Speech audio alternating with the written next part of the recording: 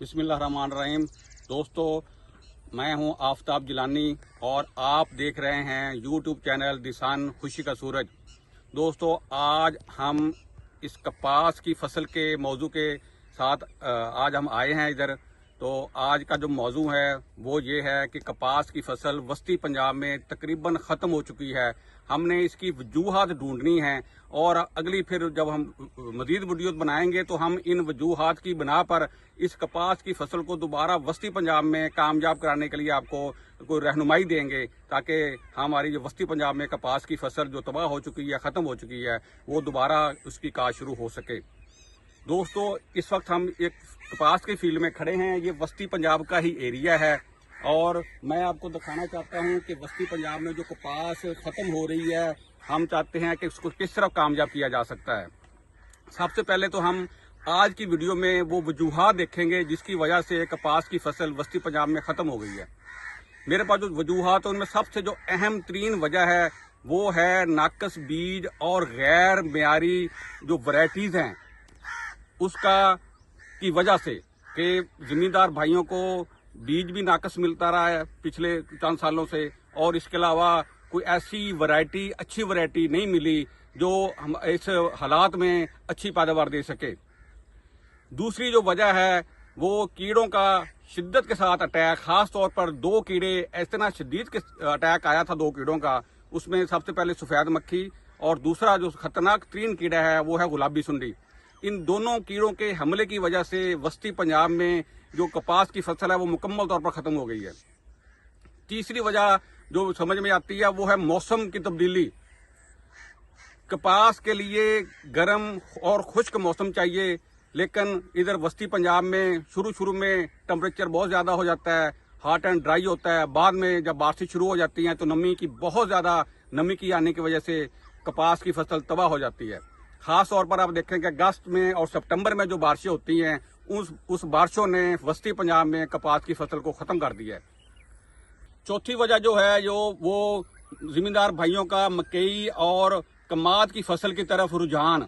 ये जब मकई और कमाद की फसल की तरफ ज़मींदारों को रुझान बढ़ा तो ये मकई और कमाद की जो दोनों फसलें जो हैं, इस दोनों फसलों में मेहनत भी कम करनी पड़ती है ज़मींदार भाइयों को, और साथ साथ इन दोनों फसलों का ज़मींदार भाइयों को पिछले चंद सालों से प्रॉफिट भी ज़्यादा आया है, जिसकी वजह से ज़मींदार भाइयों ने कपास की फसल की जगह मकई और कमाद की फसल को काश्त करना शुरू कर दिया। पांचवी वजह, पिछले चंद सालों से हमने देखा है कि कपास की जो फसल जो ज़मींदार भाई काश्त करते थे, जब उस फसल को मार्केट में लेके जाते थे तो उसको मुनासिब दाम नहीं मिलते थे। अब ये कह लें कि रेट अच्छा नहीं होता मार्केट में। कपास की फसल का पिछले चंद सालों से ज़मींदार भाइयों को रेट अच्छा नहीं मिला, जिसकी वजह से ज़मींदार भाइयों ने कपास की फसल को काश्त करना छोड़ दिया। और इसके बाद ये छठी वजह भी जो बड़ी अहम वजह है वो है ज़मींदार भाइयों को जो कपास के काश्तकार हैं उनको ज़राई महारीन की रहनुमाई नहीं मिलती रही। पहले होता था जब मल्टीनेशनल कंपनी पेस्टिसाइड में ज़्यादा थी तो उनका फील्ड स्टाफ बहुत ज़्यादा होता था, जब वो फील्ड स्टाफ तमाम ज़मींदारों के पास जाकर उनकी रहनुमाई करता था। अब जैसे मल्टीनेशनल कंपनियां बहुत कम हो गई हैं और जो उन्होंने फील्ड स्टाफ भी काफ़ी कम कर दिया है। जब ये फील्ड स्टाफ की कमी की वजह से तो कपास के ज़मींदारों को मुकम्मल तौर पर रहनुमाई नहीं मिल सकी, जिसकी वजह से ज़मींदार वस्ती पंजाब के जो ज़मींदार हैं कपास के, उनकी फसल 3-4 सालों से पिछले जो हम साल देखते हैं तो कपास की फसल तबाह हो गई, जिसकी वजह से वस्ती पंजाब में कपास की फसल तकरीबन ख़त्म हो चुकी है। और इसके अलावा एक और वजह भी है जो सबसे अहम वजह है, वो है सनती आलूदगी और ज़मीन की जरखेज़ी में कमी। सनती आलूदगी वस्ती पंजाब में सनत काफ़ी बढ़ गई है, उसका गंदा पानी भी ज़मीनों में आने लग गया है, और इसके साथ साथ ही ज़मीन की जरखेज़ी भी में कमी आ गई है, जिसकी वजह से कपास को क्योंकि जरखेज़ ज़मीन चाहिए, जिसकी वजह से इसकी जो पैदावार में काफ़ी कमी आ गई। जब पैदावार में कमी आने की वजह से ज़मींदार भाइयों को लॉस हुआ, नुकसान हुआ इस फसल से, जिसकी वजह से ज़मींदार भाइयों ने, वस्ती पंजाब के जो ज़मींदार भाइयों उन्होंने कपास की काश्त छोड़ दी है।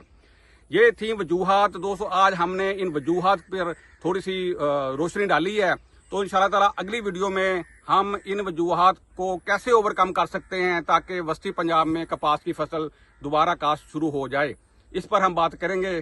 तो आज इतना ही।